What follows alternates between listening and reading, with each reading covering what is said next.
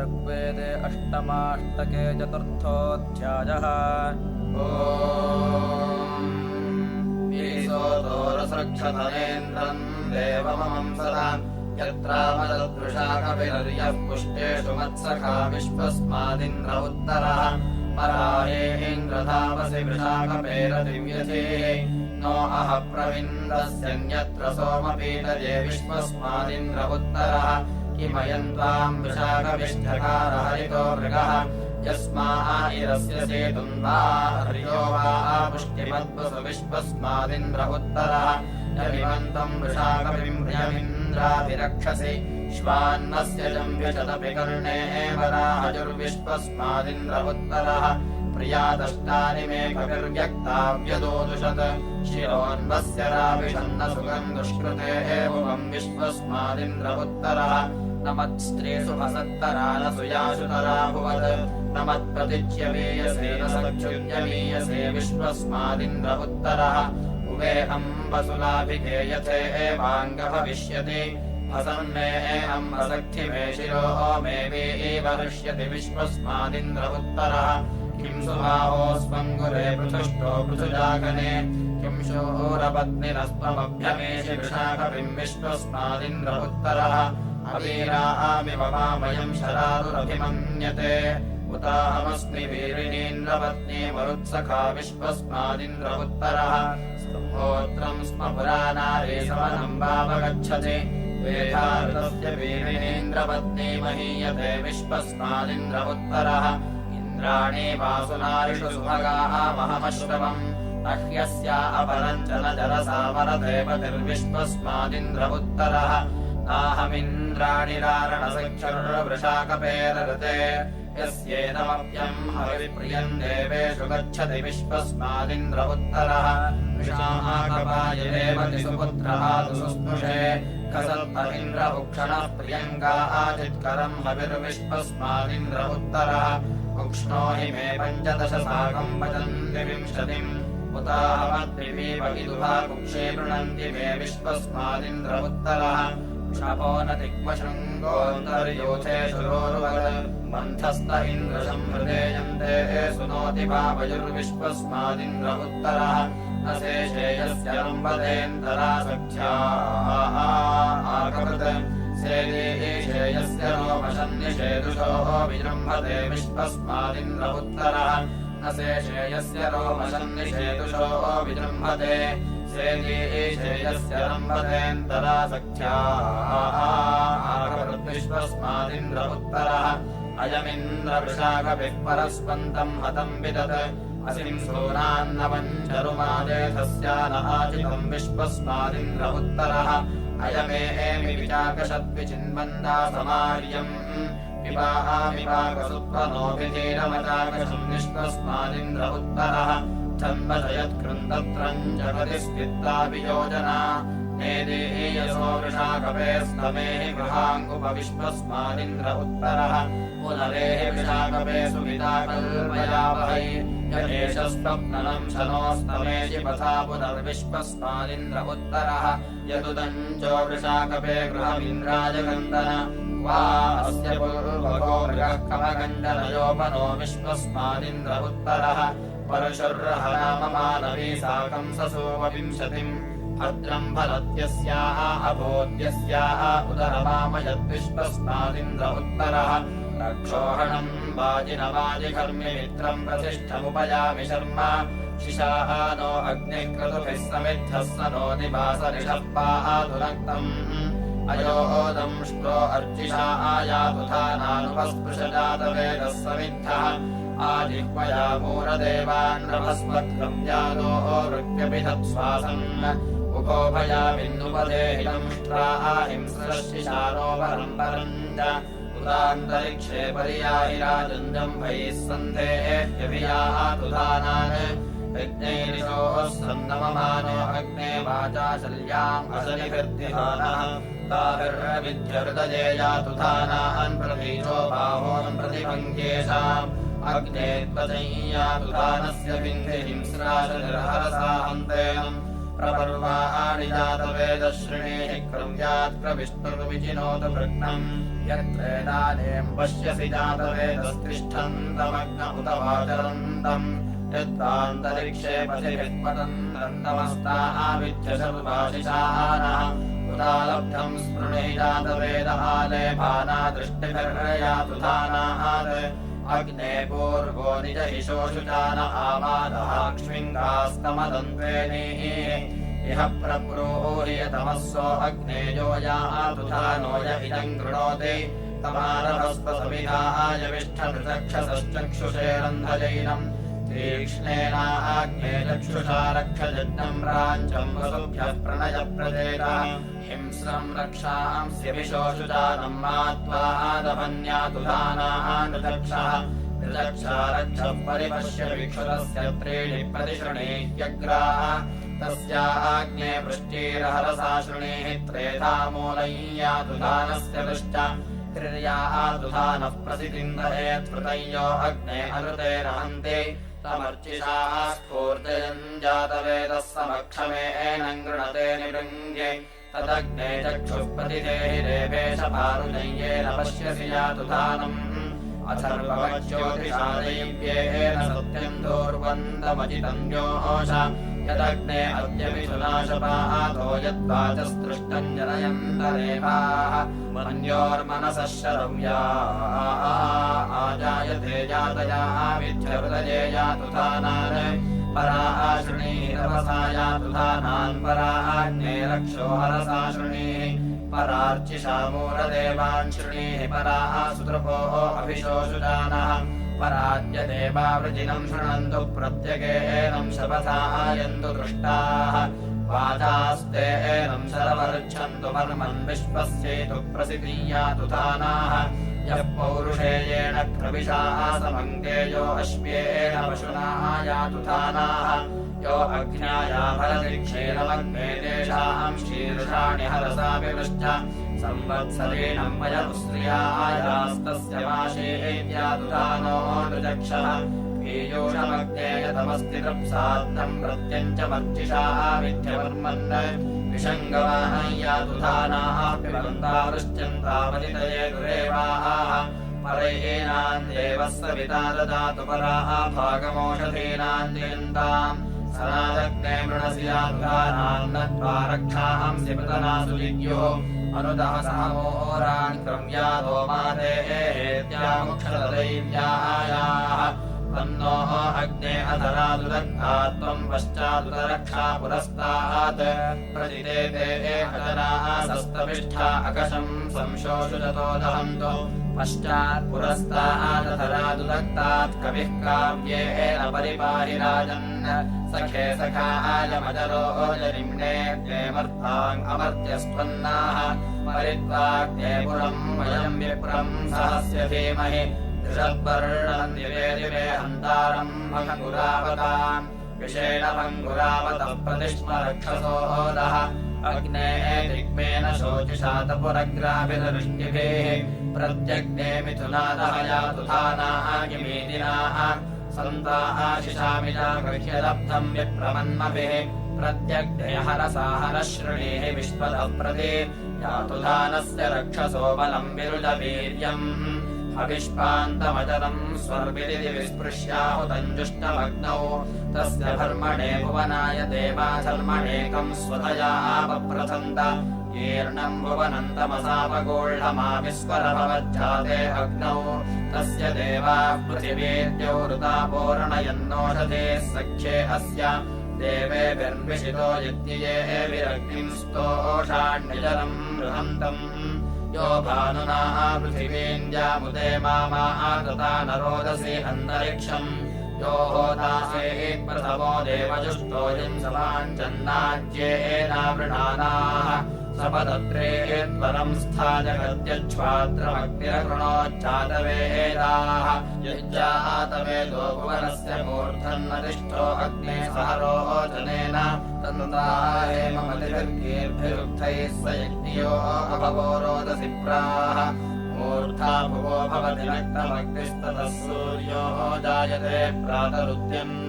आयामूतु यज्ञयानामेतामपो यत्तोर्निश्चरति प्रजानन् दृशेऽन्यो यो महिला समिद्धो रोचतदिविजो निर्विभावाः तस्मिन्नग्नौ सोक्तवाक्येन देवाहविर्विश्वाजुहस्तनूभाः सूक्तवाकम् प्रथममादिदग्निमादिद्धविरजनयन्त देवाः स एषाम् यज्ञो अभवत्तनूभास्तन्द्यौर्वेदम् पृथिवीतमापाः यम् देवासो जनयन्ताग्निम् यस्मिन्नाजुहभुर्भुवनानि विश्वाः सो अर्चिषाः पृथिवीन्द्यामुते मामृजोजमानो अतपन्नहित्वा सोमेन हि दिवि देवासो अग्निमयेनम् शक्तिभिरोदसि तमो अगृह्णन्त्रेधा पुवेकम् स ओषधेः पचति विश्वरूपाः यदेतेन मदतुर्यज्ञियाः सो दिवि देवाः सूर्यमादितेजम् यदा च विष्णो विशुनावभूतामादिप्रापश्यन् भुवनानि विश्वाः विश्वस्मा अग्निम् भुवनाय देवा वैश्वानरङ्गेतुमह्नामगृह्णन् आयस्तदा रोषसो विभातिरभोः ऊर्णोदितमोः अर्चिषायन् वैश्वानरङ्गवयोः यज्ञियाः सोऽग्निम् देवा अजनयन्न तुर्यम् नक्षत्रम् रत्नमविरच्च विष्णुयक्षस्याध्यक्षन्तविषम् बृहन्तम् वैश्वानरम् विश्वादिवाम् सम्मन्त्रैरग्निम् कविमच्छाः वदामः यो महिम्ना परिबभूवोर्वे उतावस्तादुतदेवः परस्तात् द्वे श्रुते अशृणवम् विद्रोणामहम् देवानामुदमर्त्यानाम् ताभ्यामिदम् विष्णवे यत्समे यदन्तरा पितरम् मातरम् च द्वे समीचे बिभृतश्चरन्तम् शीर्षतो जातम् मनसा विमृष्टम् स प्रत्यम् विश्वाभुवनानि तस्थावप्रयुच्छन्तरनिर्भ्राजमानः यत्रापदेते अपरः परश्च यज्ञन्योः कतरो नौ विवेद आशे पुरित्सथमादम् सखायो रक्षन्त यज्ञम् क इदम् विभोचत् कत्यग्नयः कति सूर्याः सः कत्युषासः कत्युस्मितापाः नोपस्मिदम् वः पितरो वदामि पृच्छामि मः कवयो विद्मनेकम् यावन्मात्रमुषसोरप्रतीकम् सुपर्ण्यो वसते मातरिश्वः तावद्दधात्युपयज्ञमायन् ब्राह्मणोः दुरवरो निषेदन् इन्द्रम् स्तवादृतमय्यस्य मन्धाविमवाधेरोचना विज्ञो अन्तान् आयः पप्रौचर्षणे धृत्तरोभिः प्रसिन्धुभ्यो रिरिजानो महित्वा स सूर्यः पर्युरोपरांस्येन्द्रो वृत्याद्रथ्येव चक्रा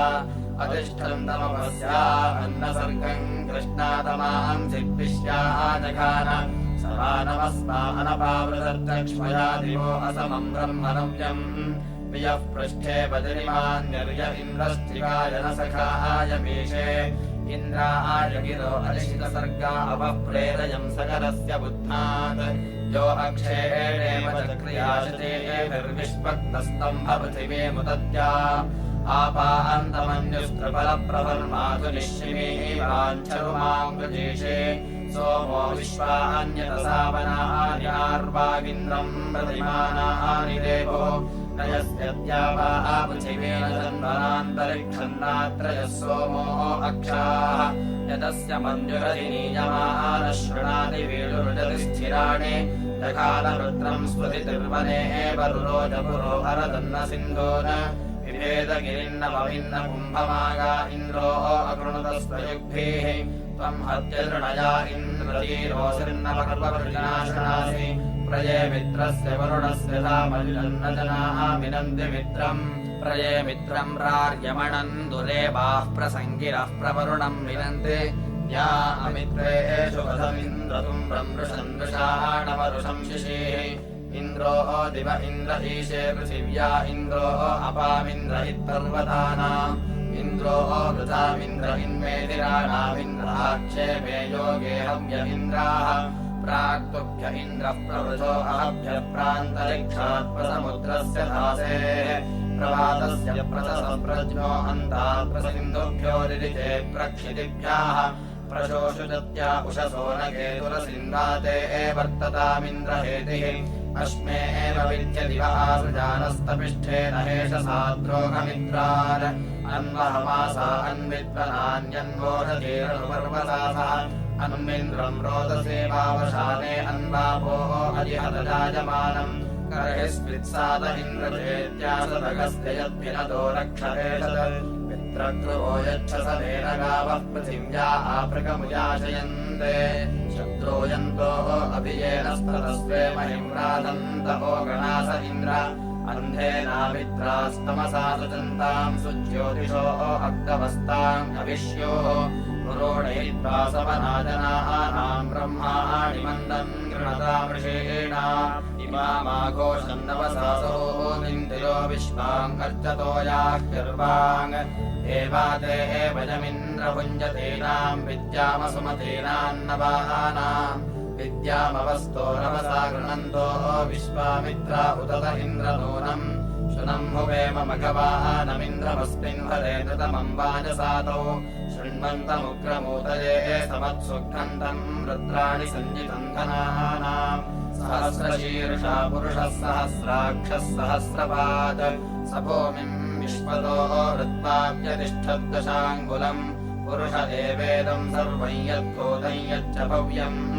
उदामृतत्वस्येषा नो यदन्नेनातिरोहति एतावानस्य महिमादोज्यायाश्च पूरुषः पादोऽस्य विश्वाः भूतानि त्रिपादस्यामृतम् दिवे त्रिपादोर्न उदयत्पुरुषः पादोऽस्येह भवत्पुनाः ततो विश्वम् व्यक्त्रावत्साशनानशने अभि तस्मात् विराडजायत विराजो अधिपूरुषः स जातो अत्यरिच्यत पश्चाद्भो विमथो पुरः यत्पुरुषेण हविषा देवा यज्ञमतम् वद वसन्तो अस्यासीराज्यम् ग्रीष्म इद्धः शरद्धविः तै यज्ञम् बर्हिषि प्रोक्षन् पुरुषम् जातमग्रतः तेन देवा अयजन्त साध्यार्षयश्च ये तस्माद्यज्ञात् सर्वहुतः संहृतम् वृषदाज्यम् पशून्तांश्चक्रे वाजव्यानारण्यान् ग्राम्याश्च ये तस्माद्यज्ञात् सर्वहुतर्जः सामानि जज्ञिरे छन्दांसि जज्ञिरे तस्माद्यजुस्तस्मादजायत तस्मादश्वाः अजायन्त ये केचो भयादतः गावो हजज्ञिरे तस्माज्जाता अजापयाः यत्पुरुषम् व्यदधुः कतिधा व्यकल्पयन् मुखम् किमस्य कौ बाहो का ऊर्ध्वपादाः उच्येते ब्राह्मणोऽस्य मुखमासीत् बाहोराजन्यः कृतः पूर्वोदतस्य यद्वैश्यः पद्भ्याम् शूद्रो अजायत चन्द्रमा मनसो जातश्चक्षोः सूर्यो अजायत मुखादिन्द्रश्चाग्निश्च प्राणात् वायुरजायत नाभ्याः आसीदन्तरिक्षम् शीर्ष्णोद्योः समवर्तत पद्भ्याम् गोभिर्दिशश्रोत्रात् तथा लोकान् अकल्पयन् सप्तास्याः सन्परिधयस्त्रिः सप्त समिधः कृताः देवायज्ञन्तम् वाना अबध्नन् पुरुषम् वशुम् यज्ञेन यज्ञमयजन्त देवास्तानि धर्माणि प्रथमान्यासन् ते हनाकम् महिमानः सजन्त यत्र पूर्वे साध्याः सन्ति देवाः सञ्जागृवद्भिर्जरमाण इत्यते तमेतमूना इषयन् बृहस्पते विश्वस्य होताः हविषो वरेण्यो विभुर्विभावाः सुषखाः सखीयते सदर्शत श्रीरतिथिर्गृहे गृहे वने वने शिश्रिये तत्पवीरिव जनम् जनम् जन्यो नादिमन्यते विष आक्षेति विश्वो विषम् विषम् सुलक्षो लक्षैः क्रतुनासि सुक्रतुरग्ने कविः काव्येनासि विश्ववित् वसुर्वसूनाङ्क्षयसि तमेकविद्या वा च जानि पृथिवी च पुष्यतः प्रजानन्नग्ने तव योनिवृत्तियविडायास्पदे कृतवन्तमासदः आदे चिकित्रपुषसा विवेदयो रेपसः सूर्यस्येव रश्मयाः तव श्रियो वर्ष्यस्येव विद्युतश्चित्राश्चिकित्र उषसान्नकेतवाः यदोषधेरपि सृष्टोपनानि च परिस्वयम् चिनुषे अन्नमास्ये तमोषधीर्दधिरे गर्भवृत्तियन्तमापोः अग्निम् जनयन्तमातराः हवित्समानम् वलिनश्च वीरुतोऽन्तर्वतेश्च सुमते च विश्वः पातोऽपधूत इषितोपशाम् अनुतृषुयदन्नावे विशद्वितिष्ठसे आते यतन्ते रथ्यो यथा पृथक्षर्थांस्यग्ने अजराणि धक्षतः मेधाकारम् विदधस्य प्रसादनभक्तिम् होताहारम् परिभूतमम् मतिम् तमिदर्भे हविष्यासमानमित्तमिन्महे वृणते नान्यन्वत् त्वामिदत्र वृणते त्वायवोताहारमग्ने विदधेषु वेदसाः यत्ते भयन्तो दधति प्रयांसिते हविष्मन्तो मनवो वृक्तपर्हिषः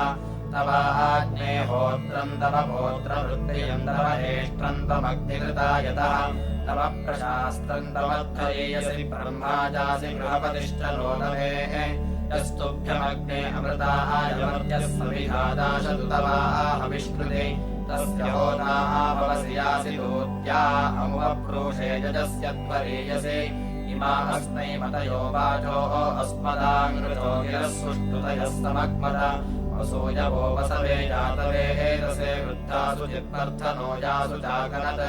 इमाम् रत्नाय सुष्टुतिम् न वीयसीम् वोचेयमस्मा उशते शृणोतु नः भूया अन्तरा हृद्यस्य निःस्पृशे यादेपपद्य उशते सुभासाः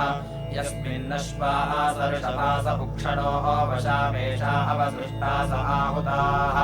कीलालवे सोमपृष्ठाय वेधसे हृदामतिञ्जनये चारुमग्नये महाव्यग्ने हविरास्ये एते सूर्ये एव कृतम् चम्बे एव सोमाः वाजसनिम् रयिमस्मे सुवीरम् प्रशस्तन्धे यशसम् बृहन्तम् यज्ञस्य गोरथ्यम् विष्पतिम् विशाम् मोगारमक्तोरतिथिम् विभावसुम् शोचक्षुष्काः सुहर्णेषु जर्पुरवृषाः केतुर्यजतोद्यामशायत इममञ्जस्वामुभये अकृण्वत धर्माणभक्तिम् विदधस्य साधनम् अक्तुन्न यक्वमुषसः पुरोहितम् तनो न वाहातमरुषस्य निंसते बलस्य नीता विपणेश्च मन्महे मया अस्य प्रहुताः सुरत्तवे यदा घोरासो अमृतत्वमाशतादिज्जनस्य दैव्यस्य तर्किरन् ततस्य हि प्रसिद्धिर्जौरुव्यशो नमो मह्या हरमतिह्वनीयसे इन्द्रो मित्रो वरुणः सञ्चिकित्रिरेथो भगः सविता भूतदक्षसः प्ररुद्रेण ययिनायन्ति सिन्धवस्थिरो महीमनवदिन्द्रधन्वे ये विस्परिज्मा पर्यन्नुरुज्रयो विरोरुपज्जठरे विश्वमुक्षते क्राणा रुद्रा मरुतो विश्वकृष्णयो दिवश्येनासो असुरस्य लीलयाः तेभिश्चष्टे वरुणो मित्रो अर्ययमेन्द्रो देवेभिरनुपशेभिरनुपशः इन्द्रे भुजम् शशमानास आशतसूरो दृशेके वृषणश्चवंस्ये प्रयेन्नस्यार्हणादक्षिरेजुजम् वज्रम् नृषदनेषु कारवाः सूरश्चिदा हरितो अस्य नीलमदिन्द्रादा कश्चिद्भजते तवीयसः भीमस्य वृष्णो जठरादविश्वसो दिवे दिवे सहुरिस्तन्नपादितः सोमम् वो अद्य रुद्राय शिक्वसे क्षयद्वेहीराय नमसादितिष्ठन येभिः शिवस्ववाहाङ्गे वयावभिर्दिवस्विशक्तिस्वयशालिकामभिः ते प्रजाया अवरन्त विश्रवो बृहस्पतिर्वृषभः सोमजामयः यज्ञैरथर्वा प्रथमो विधारयद्देवादक्षैर्भृगवः सञ्चिकित्रिरे ते हिद्यावाः पृथिवी भूरिरेतसादराशंसश्चतुरङ्गो यमोदितिः देवस्पष्टाः द्रविणोदारुभुक्षणः प्ररोहोदसी मरुतो विष्णुलर्हिरे उतस्य न उषिताः मुर्मिया कविरहि शृणोतु बुद्ध्यो हवीमनि सूर्यावासाः विचरन्तादिवीक्षिताः धियाशमीनहुषि अस्य बोधतम् रणः पूषा जलथम् विश्वदेभ्यो वान्नवादवतु वायुरिष्टयेः आत्मानम् वस्योः अभिवादमर्चत तदश्विना सुखभाजामनिश्रुतम् विशामासाभयानामधीक्षितम् गेर्भिरुस्पयशसङ्गृणीमसि याभिर्विश्वाभिरदिनिमनर्वणमक्तोर्युवानन्द्रमणा अथापतिम् रेफदत्र जनुषा पूर्वो अङ्गिराग्रावाण ऊर्ध्वा अभिचक्षुरध्वरम् येभिर्विहाय अभवद्विचक्षणः पादः सुमेकम् स्वदितिर्वनन्वति महित्या वा पृथिवीभूतमुर्वीनारे यद्वीनरोदसे सदन्नः तेभिर्नः पातम् सह्यस एभिर्नः पातम् शोषणे यज्ञे यज्ञे समर्त्यो देवान् सपर्यति यः सुम्नैर्देः श्रुत्तम आविवासाद्येनान् विश्वे एषामिरज्यवो देवानाम् वार्महः विश्वे विश्वमासो विश्वे यज्ञेषु यज्ञियाः ते खाराजानो अमृतस्य मन्द्रार्जवामित्रो वरुणः परिज्ञा कर्तृद्रो नृणाम् स्तुतो मरुतः पूषणो भगाः उत नो रक्तमपाम् वृषन्वसो सूर्यामासा सदनाय सधन्याः स जायत्साद्ये एषा महिर्बुद्धेषु बुद्ध्याः उत नो देवावश्विनाः शुभस्पते कामभिर्मित्रा वरुणा पुरुष्यताम् महस्सराय एष ते तिथम्बे एव दुरिता उत नो रुद्राजिन्द्रतामश्विना विश्वे देवासो रसस्पतिर्भगाः ऋभुर्वाजरुभुक्षणः परिज्ञा विश्ववेदसः ऋभुर्भुक्षारुभुर्विधतो मदः देहरे जोजुमानस्य वाजिनाः दुष्टरङ्गस्य सामचिपृथक्यज्ञो न मानुषः हृदीनो अग्रजो देवसवितः सदस्तुषे मघोनाम् सहो न इन्द्रो वन्दिभिर्येषाञ्जर्षडीनाम् चक्रम् रश्मिन्नयो युवे वैशद्या वा पृथिवी तातम् महदस्मे वीरेषु विश्वदर्शनिश्रवाः वृक्षम् वाजस्य सातये वृक्षम् राजोतदुर्वणे एतम् शंसमिन्द्रास्मयुष्मम् कोदित्सन्तम् सहसा वन्नभिष्टये सदा बाह्यभिष्टये मेदताहम् वेदताः वसो एतम् मे स्तोमन्तनानसूर्येत्युदत्याः मानम् वावृधन्त तृणाम् सम्पननन्नाश्यन्तष्टेवानवच्युतम् वावर्तयेषाहम् राजायुक्तैषाहम् हिरण्ययेः नेमधितानवंस्यावृथे एव विष्टान्ताः प्रदद्दुष्यी मे पृथवाने वेने प्ररामेवोजमसुरे मघवत्सो ये युक्ताय पञ्चशतास्मयुपथा विश्राव्येषाम् अथीन्वत्र सप्ततिम् च सप्तज सत्योदिष्टतान्वः सत्योदिष्टपार्थ्यः सत्योदिष्टमायवः प्रैते वदन्तु प्रवयम् वदामग्रावभ्यो वाचम् वदता वदद्भ्यः यदत्रयः पर्वताः साकमाशवश्लोकम् घोषम् भरथेन्द्राय सोमिनाः एते वदन्ति शतवत्सहस्रवदभिक्रन्दन्ति हरितेभिरासभिः विष्ट्वेग्रावाणः सुकृतः सुकृत्यजाहोतुश्चित्पूर्वेऽहमिरद्यमाशत एते वदन्त्यभिनन्दनामधुन्योऽङ्घयन्ते अधिपक्व आविशि वृक्षस्य शाखाः वरुणस्य वप्सतस्ते सोभर्मा वृषभाः प्रेमराविशो बृहद्वदन्ति मदिरेण मन्दिरेन्द्रम् क्रोशन्तो विदन्ननामधो सम्रभ्याधीरास्वसृविरर्तिषु घोषयन्तः पृथिवीमुपप्तिभिः सुवर्णावादमक्रतो पत्यव्याः खरे कृष्णाः इशिरा अनर्दिशो या अग्नियञ्जुपरस्य निष्कृतम् पुरोरेतोः दधिरे सूर्यश्विताः उग्रा इव प्रवहन्तः समायमुः साकम् युक्ता वृषणो बिभ्रतोऽसुराः यच्छ्वसन्तो जग्रसाना अराः विशुशृण्वहेषाम् प्रोथतो अर्वतामिव दशावनिभ्यो दशकक्ष्येभ्यो दशयोक्त्रेभ्यो दशयोजनेभ्यः दशाभीषुभ्यो अर्चताजरेभ्यो दशधुरो दशयुक्तावहद्भ्यः ते अत्रयो दशयन्त्रास आशवस्तेषाः माधानम् पर्येऽर्यतम् तपोः सुतस्य सौम्यस्यान्धसोंशोः पीयूषम् प्रथमस्य भेजिरे ते सोमादो हरि इन्द्रस्य निंसतेऽंशुम् दुहन्तो अध्यासते कवि तेभिर्दुग्धम् अभिवान् सौम्यम् मध्विन्द्रो वर्धते प्रथते वृषायतेः वृषाः वो अंशुर्नकिलाः रिषाथनेणाः वन्तस्तनाशिताः दैवत्येव महसाचारवस्थनयस्य ग्रावाणो अजुषत्वमद्धरम् अतिरासो अत्रयो श्रवणा अश्रुतिका अमृत्यवः अनातुरा अजरास्थामविष्णवः सुपीवसो अतृषिता अतृष्णजः ध्रुवा एव वः पितरो युगे युगे क्षेमकामासः सदसो न युञ्जते अजुर्यासो हरिषाचो हरिद्रव आद्याम् रवेण पृथिवीमशुश्रवो तदित्पदं चत्रयो विमोचते यामन्नञ्जस्वा इव केतुभक्तिभिः पवन्तो बीजविवधान्याकृतः पृञ्चन्ति सोमन्नमिनन्ति वप्सतः सुते अध्वरे अधिवाचमकृता क्रीडयो न मातरम् तुदन्ताः विशोमञ्चासु शुपुषो मनीषाम् विवर्तन्तामत्र यश्चायमानाः इति अष्टमाष्टके चतुर्थोऽध्यायः।